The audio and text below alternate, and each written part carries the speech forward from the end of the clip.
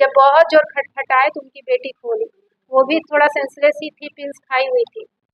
तो वो हम बोले कि तुम लोग अंदर हो, और बोले कि कलकत्ता गए क्यों? तो बोली मम्मी बोली थी कि ऐसा बोलने के लिए।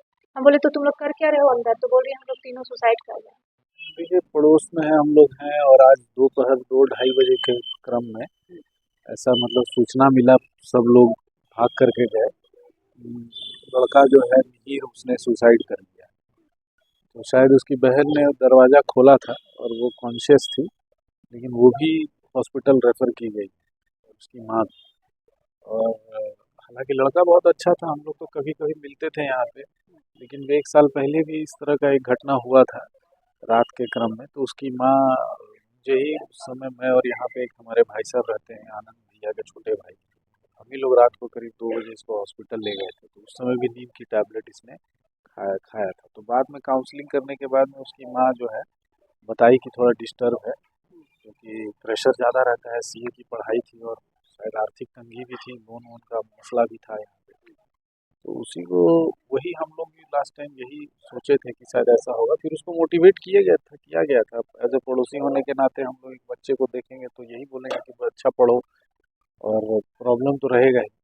लेकिन फिर आज जब ये घटना हम लोग को पता चला 2 बजे 2:30 बजे के आसपास में, तो बड़ा हम लोग स्तब्ध रह गए। इतना अच्छा लड़का, और 1-2 हफ्ते पहले इसकी मौसी भी यही रहती थी, उसी का डेथ हुआ था, उसी में आया था ये, कलकत्ता से। और फिर अचानक आज जब ये सुने हम लोग को काफ़ी दुख हुआ, पड़ोस में बच्चा था, यही घटना सीए हुई। की पढ़ाई के बाद नौकरी। नौकरी शायद इंटर्नशिप इसकी उषा मार्टिन में वहाँ पे कलकत्ता में चल रही थी, यहाँ पे कुछ कन्वेंस के नाम पे कुछ पैसा मिलता था। लेकिन वो भी शायद अभी ऐसा सुनने में मिला है, क्योंकि बगल में उसके दोस्त रहते थे, उसको उसने फ़ोन किया था 1-2 हफ्ता पहले। तो शायद उसको बोला था कि मेरी नौकरी चली गई है इंटर्नशिप वाली, तो इसीलिए मेरे को दूसरा जॉब ढूंढ लो। ये घटना जो है, ये बातें अभी उठ के आ रही हैं। अब क्या वास्तविकता है हम लोग तो जानते नहीं, लेकिन यही अभी तक समझ में आता है। मतलब कहने का मतलब यही है कि आर्थिक तंगी है। आर्थिक तंगी तो बिल्कुल थी, क्योंकि मौसी एक वही सबसे बड़ा आय का स्रोत था इनके घर पे, और उनको अच्छा खासा पेंशन मिलता था। क्योंकि उनका सडनली 2-3 हफ्ते पहले देहांत हुआ है, तो उसके बाद हो सकता है कि ये पूरा प्रेशर इन पे आया हो।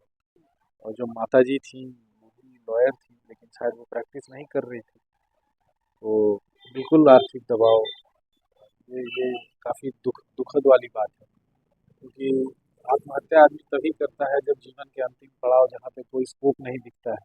तो ज़रूर ऐसा कुछ हुआ होगा, ऐसा हम लोग, लेकिन हम लोग प्रार्थना कर रहे हैं कि सब जो बचे हैं वो लोग स्वस्थ हो जाएं। फाइनेंशियल प्रॉब्लम था, जिसके कारण जो है फैमिली जो है सुसाइड का प्रयास किया है, जिसमें एक व्यक्ति जो है हैंगिंग किए, जिससे उनकी मृत्यु हो गई। बाकी 2 लोगों को, जो उनकी माँ और उनकी बहन थी, उनको हम लोगों ने हॉस्पिटल भिजवा दिया था, गुरु नानक हॉस्पिटल, वहाँ उनका इलाज चल रहा है। क्या परिवार के लोगों से, किसी अन्य लोगों से बात नहीं है क्या परिवार अब अभी देखिए, दोनों उनकी माँ और बहन, और वो जो भाई तो डेथ कर गए हैं, माँ बहन है, लेकिन अभी उनका इलाज चल रहा है। इसलिए हम लोग उनको उनसे ज़्यादा पूछताछ नहीं कर पाए हैं।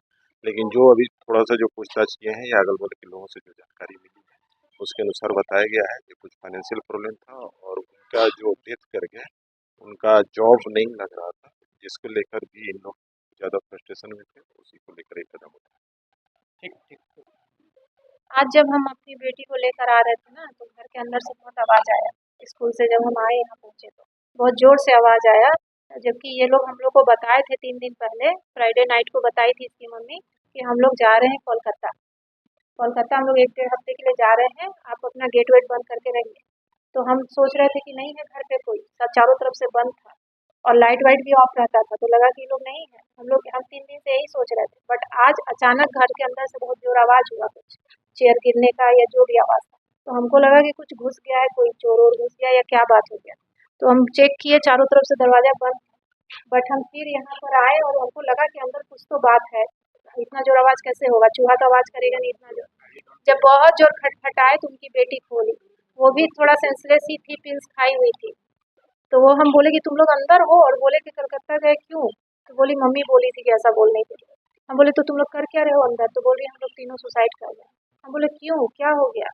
तो भैया बोल रही है कि भैया फांसी लगा लिया है, और हम और माँ पिल्स खा लिए।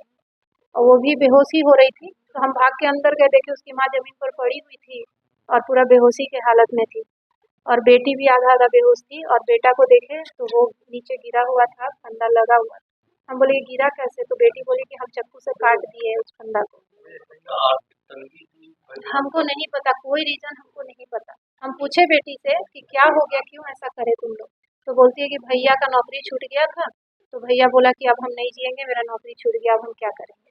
तो इसलिए ऐसा किया, और बाकी हमको कुछ पता नहीं है, और जो बताई बेटी वही हम आपको बताए।